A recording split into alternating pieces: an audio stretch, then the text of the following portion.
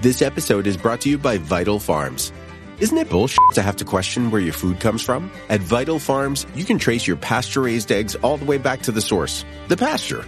On the side of each pasture-raised carton of eggs, you'll find the name of the farm where your eggs were laid. And when you look the farm up on their website, you'll get a peek at all the sunshine, fresh air, and open space the hens enjoy. Learn more and find out where to buy them at vitalfarms.com. Vital Farms, keeping it bullshit-free. This episode is brought to you by Kia's first 3-row all-electric SUV, the Kia EV9, with available all-wheel drive and seating for up to 7 adults, with a 0 to 60 speed that thrills you 1 minute and available reclining lounge seats that unwind you the next. Visit kia.com/EV9 to learn more. Ask your Kia dealer for availability. No system, no matter how advanced, can compensate for all driver error and or driving conditions. Always drive safely. This episode is brought to you by Shopify.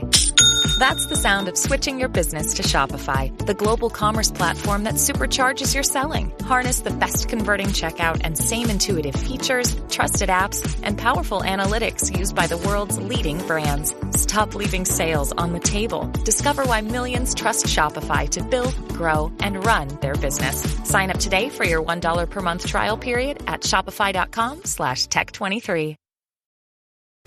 This episode is brought to you by Klaviyo, the platform that powers smarter digital relationships. With Klaviyo, you can activate all your customer data in real time, connect seamlessly with your customers across all channels, guide your marketing strategy with AI-powered insights, recommendations, and automated assistance, deliver experiences that feel individually designed at scale, and grow your business faster. Power smarter digital relationships with Klaviyo. Learn more at klaviyo.com/Spotify. That's KLAVIYO.com/Spotify. Welcome to the Human Capital Innovations Podcast. We're your source for personal, professional, and organizational growth and development, where we share original research, explore industry trends, and interview executives and thought leaders from across the globe. We hope you join us often for practitioner-oriented content around all things related to leadership, HR, talent management, organizational development, and change management. Maximize your personal and organizational potential with Human Capital Innovations Podcast.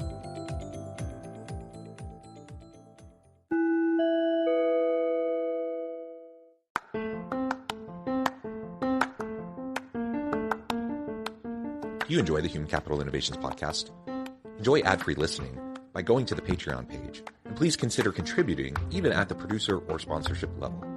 And please leave a review. Thank you for your support.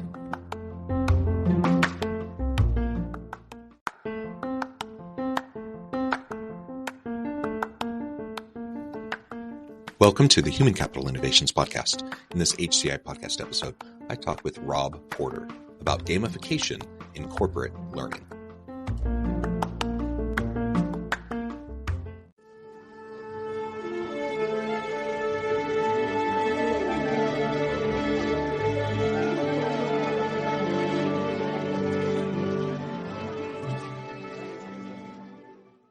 Rob Porter, welcome to the Human Capital Innovations Podcast. Hey, thank you. It's a pleasure being here. It is a pleasure to be with you. You're joining us from northern Idaho. I'm south of Salt Lake City in Utah.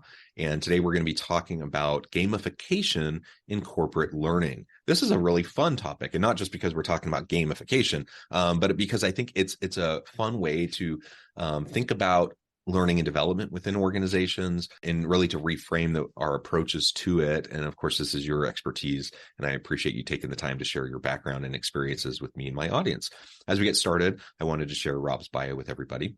Rob Porter is responsible for developing and executing corporate communications, market programs, market visibility, and positioning strategy to expand COSO's market share in e-learning.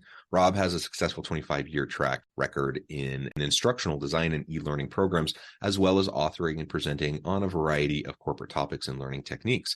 During his career, he has built hundreds of hours of e-learning content, workshop curriculum, webinars, presentations, and multiple custom learning platforms for his customers.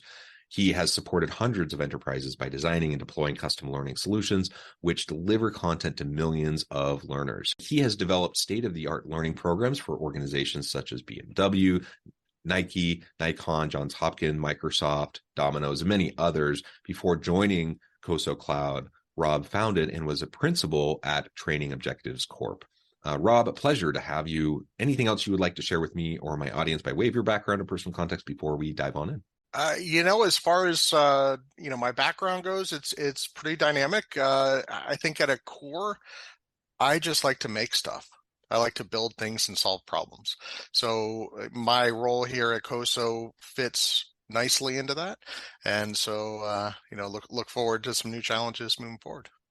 Yeah, very cool. And why don't you start by just telling us a little bit more about COSO? So Sure. obviously you have a huge level of experience and expertise, background in the e-learning, learning and development space. Tell us more about COSO generally, and then we can get more into specifically into the gamification topic. Absolutely. Happy to.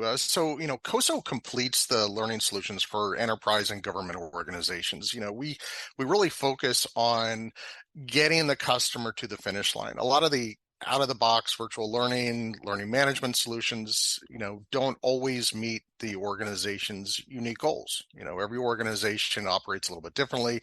They have different cultures. They have a different voice.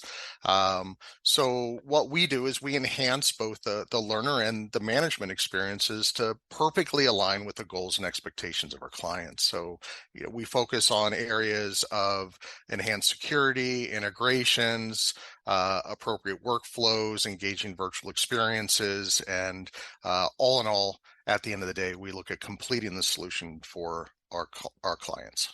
So let's now dig into gamification. Sure. It's a topic we've explored on the podcast in the past, though it's been a while since we've last discussed it. So some people are familiar with this concept of gamification, but I suspect many aren't. So let's start there. Describe gamification for us. What does that mean? Does that mean making a game out of our learning and development, or what does that look like? And then we can get into what that can actually mean for our current L&D efforts and how we might adjust them and reprioritize or strategize moving forward. Yeah, that's a great place to start. Gamification in corporate learning really refers to using game design and elements, mechanisms that are applied to what are typically a non-game context.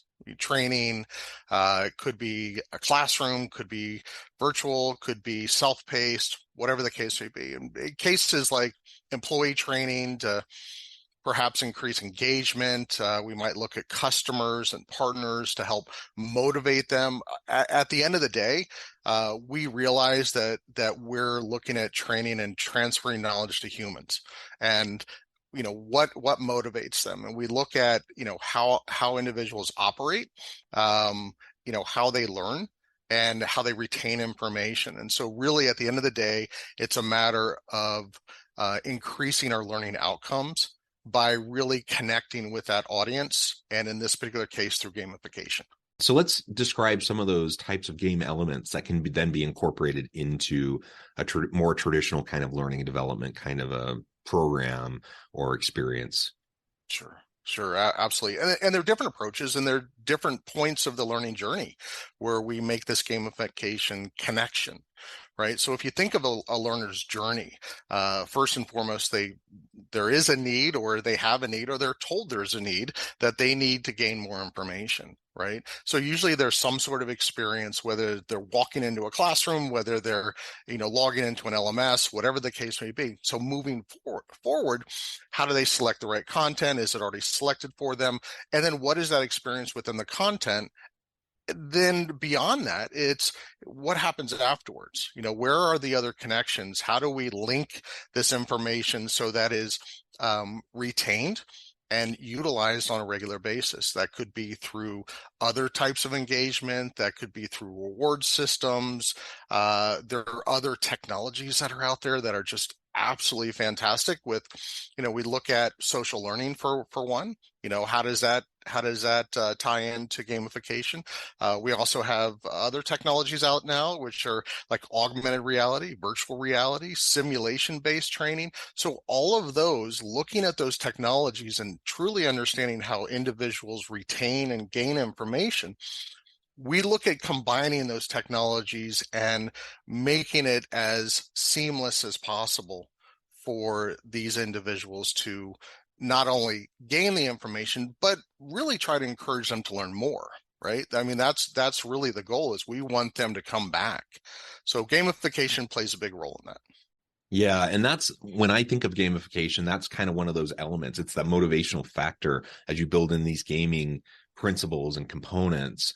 It's a matter of like, how do you keep that motivation going? How do you keep them coming back? So, I mean, just think about, not everyone listening maybe plays video games, but lots of people play video games, and it's easy to get sucked in to where you're playing, and then all of a sudden 2 hours have gone by, and you're like, where did that last 2 hours of my life go? Right. How does that happen? Right. Well, it's right. There's ways that game designers help that to happen by the way they design the game and the different components. And so you just described some of those, but as we start to think about how we embed those into the learning process in our organizations, we can it may not be the same as playing Call of Duty or whatever game. Sure.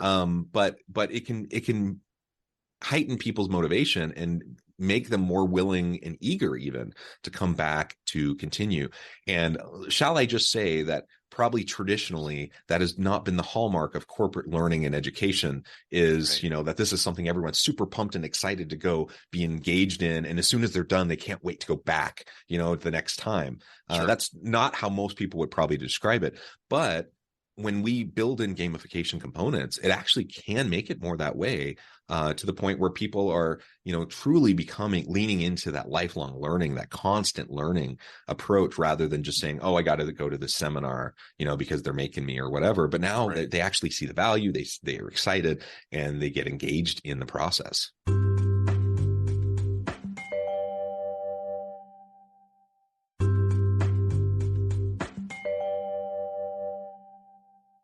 And I think part of the aspect too is, when you're a player in the game, you're part of that game. You belong to something, right? So when you belong to something and you realize that other people are also belonging to that, then you're part of a bigger thing. And it starts to motivate people as well. And there's different ways for games. And we also have to look at what are the appropriate games, right? So, for example, I mean, mentioned Call of Duty. Some people are familiar with the game, some people may not. When we're looking at a broader audience, we have to look at a broader game that people understand, right? And they can comprehend. I typically use, and when I'm talking with customers and organizations about how to strategize these things, we have to really think about who is that audience. The question is what I always come up with: will your customers understand the difference between chess and checkers, right? And here's why I ask this: more people understand how to play checkers than they understand how to play chess. So if I take a game that's overly complex and I throw it at a large general audience, they may not all get it. And so my goals aren't met. If I take one step back and make it so that a game perhaps has just a couple rules, a couple sets of guidelines, fairly easy to understand, I tend to find more engagement in that because people get it. I can build upon that later on. I can make more games. I can make it more complex and things like that. But it's really a matter of the audience not only feeling entertained, which is typically what people think about as gamification. Hey, we're making it fun and so forth. But the thing is also about understanding and belonging to something, and so that they feel the need to perpetuate that as well. And that perpetuation comes in the form of learning. What do you see as some of the newer kind of cutting edge approaches to gamification as it's built into corporate learning? Now, this can be e-learning, virtual learning, but also more traditional forms of corporate learning as well. What are some of the new cutting edge approaches? Some of the ones, I mean, just leveraging the technologies that are out there, right? And taking things that we already know and are comfortable with, and then folding them into these new technologies, so they become not predictable, but make it easier for people to understand, but put it into a completely new form. Virtual reality is fantastic. It's a whole new realm of possibility there. Simulation-based training is something that we've seen, and it's funny because we've seen that far back into a decade ago in classroom training. It's like, hey, let's get up and let's do a simulation, let's role play and things like that. But through the technologies that we have now, we can make it more engaging. Some of the other things as far as augmented reality, kind of blending that virtual and real life environment. So we see some of the technologies coming into play, but we also tend to look at within our current work environment where things are pretty hybrid, right? We see a lot of hybrid learning. So how do we bridge those different modalities in and fold in and kind of nest in a common theme of a game in between all those? And I find that is extremely helpful, because not only are we looking at bringing the gaming aspect into it, we're also having people use different tools to gain the same information. As a result, they're using different parts of their brain to gather that information. As a result, they're having different points of recall so that they can operate, more comfortably in that space. So those are some of the things that we look at when we're working with these organizations, and things that I think on the cutting edge is really on the technology side. And we're also starting to see some AI components come into play as well. There's so much possibility, I think, when we talk about virtual reality, when we talk about AI and some of these technologies and building them into the components. So, and doing it even in a hybrid fashion. So it doesn't need to just be, your employee sitting at their computer doing this training, or maybe on a tablet or on a phone. It can be face-to-face corporate training that also will build in, using VR goggles to do different activities, to do the simulation types of activities, to do all sorts of things. You can build in these different technologies into hybrid types of experiences that can really enhance what you're doing. And I think, I alluded earlier to the fact that a lot of people don't get super thrilled about being asked to complete a training program. And why is that? Yeah, why is that? I mean, there's a variety of reasons, I suppose, and as many reasons as there are individuals. But one of the reasons, at least, is that people have had so many bad experiences with training that sucks. That's really just it's boring. It's mandatory. They don't want to be there, but they're asked to be there. They feel like they have to be there. A lot of times it doesn't even feel that applicable to their job. They don't really see how it's going to help them do their job better. They're just kind of checking a box, right? And of course, in that environment, people aren't usually going to have a good experience. And they're going to end up walking away just feeling, well, that was a waste of a half day or a day or a weekend or whatever, the design of the program is. But it doesn't need to be that way. Like, you can design really awesome programs where people go and they're like, wow, this is really cool. And they learn stuff and they apply stuff and they realize this is going to help me in my day-to-day job, like be better and be a better manager and do things in a different way. I mean, that's the kind of training that people actually get excited about. And then and then it builds off itself. So then the next time they're even more excited to go, and you can do more cool things than maybe you could have done in the past. So we want to start to build momentum around this.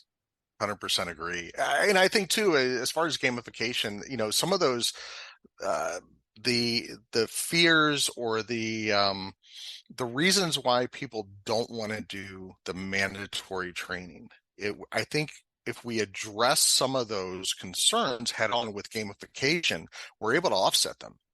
For example, I mean, one of the reasons why people don't like to do mandatory training is because they're no longer in charge, right? They're told what to do, right? And not a whole lot of people like to do that. They love to chart their own path. So one of the approaches could be, hey, why don't we make this course a gamified course where the individual gets to chart their own course through this knowledge, right? And then providing some of that fear and kind of nullifying some of that fear that they might have or apprehensions about taking it through gamification. So I think it's a great way to offset some concerns or some trepidations that some learners may have and make them feel a little bit more at ease.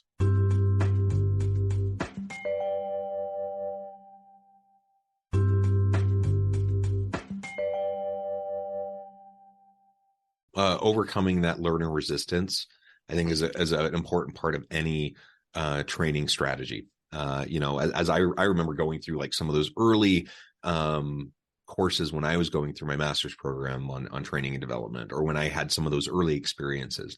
Like, these are the types of things you need to be thinking about. And if you're not, guess what? You're probably not going to engage your people very well, and they're probably not going to be terribly excited to be there, and it's probably not going to be all that effective and have the impact that you're wanting to have.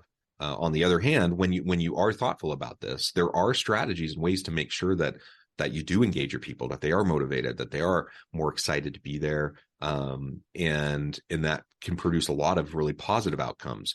Maybe you can talk a little bit about some of the types of things your clients have observed in terms of the benefits through implementing gamification in their learning and development in their organizations. Absolutely. I find that within the gamification, there's different camps and different approaches. We talked about mandatory training, but I also see a lot of gamification being directed towards programs that are not mandatory.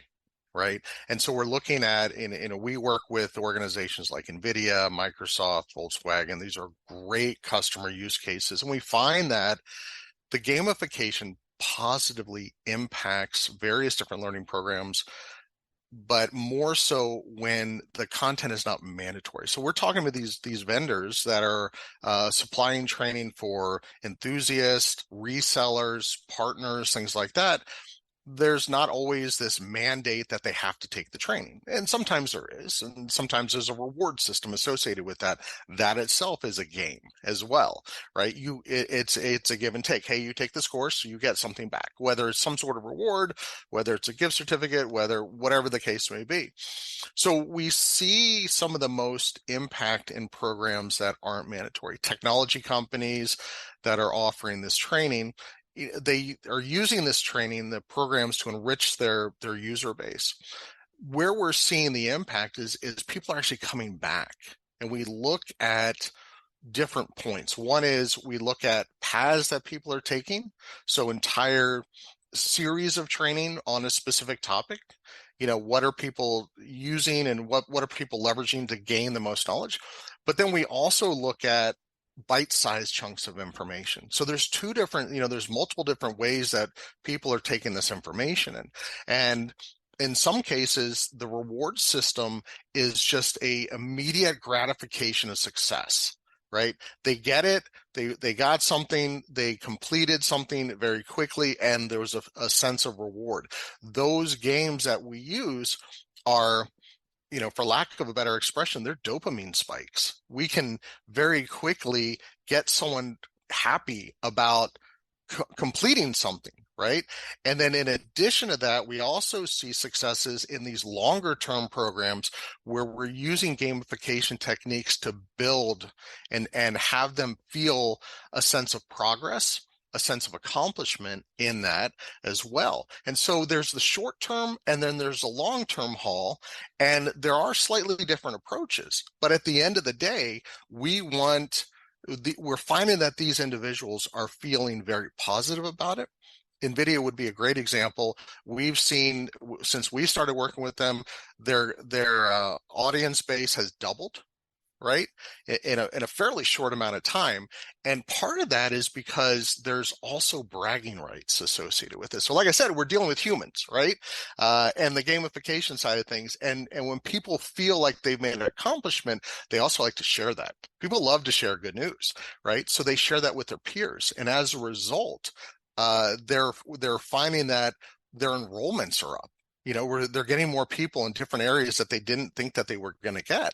And so those are some of the successes we're seeing by addressing the different ways that people are learning and the types of content that they have to consume. And again, a clear business case for investing in your people, investing in learning and development programs, and using engaging mechanisms like gamification technologies to try to enhance what you're trying to accomplish. If there's a clear, you need to have clear objectives for any training, of course. And if you don't know what you want to accomplish, you probably shouldn't be doing the training.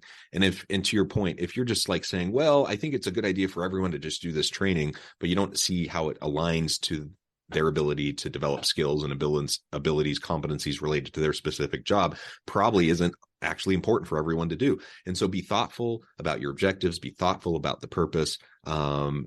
Assuming that's in place and you have targeted training and learning and development initiatives, then the ROI is usually pretty clear, and the business case and the impact is pretty clear. Engaging people more in the process, the impact is pretty clear. So let's make sure that we're giving the time and attention and resources to this to make sure that we can have that level of impact. Otherwise, what you end up doing is actually wasting a lot of time, money, energy of a lot of people, and wasting and expending a lot of goodwill from people when they have to go to crappy stuff, crappy training programs. And not only are they not learning anything, not only is it not actually helping your business, it's just a time suck, it's a money suck, and people are going to be more resistant the next time when you try to do something else. So let's invest in it properly so that it can be effective. 100%. And, I suggest that, anyone who's looking at establishing the gamification within the learning program is compartmentalize what their goals are, right? Are we looking at increase in engagement, motivation? Are we looking at better retention?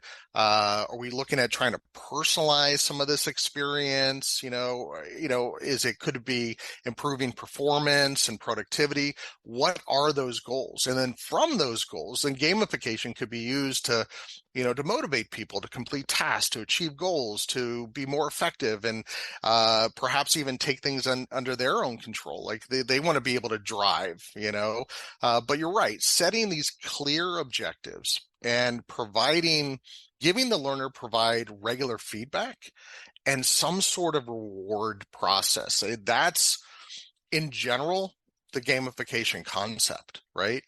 And we also have to understand what motivates these learners. Like what's going to drive them?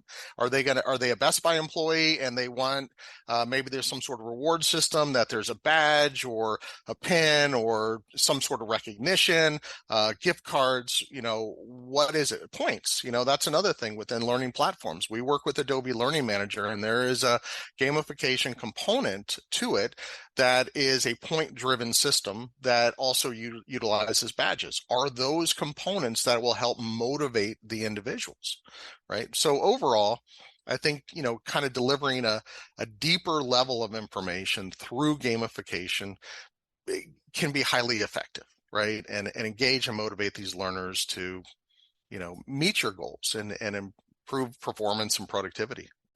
Rob, this has been a real pleasure. I know at the time I need to let you go here in just a minute, but before we wrap things up for today, I wanted to give you a chance to share with the audience how they can connect with you and find out more about your work, your team, and then give us the final word on the topic for today. Absolutely. Well, so how to contact us, easy enough to reach us out online. It's cosocloud.com. You could also reach me through email at robert.porter@cosocloud.com. Finally, what I'd like to provide is looking at a professional utilizing gamification. Utilize it by using visual aids, encourage interaction, set clear objectives, provide great feedback, and use your storytelling expertise to help guide the learners through their journey. Thank you. And I encourage my audience to reach out, get connected, find out more about what Rob can do for you. And as always, I hope everyone can stay healthy and safe, that you can find meaning and purpose at work each and every day. And I hope you all have a great week.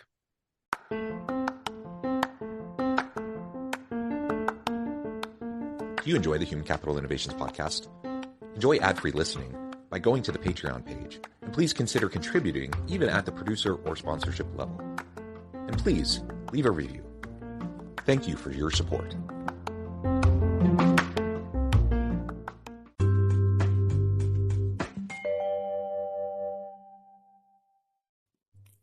Thanks again for joining us for this episode of the Human Capital Innovations podcast. I hope you stay healthy and safe and that you have a great week.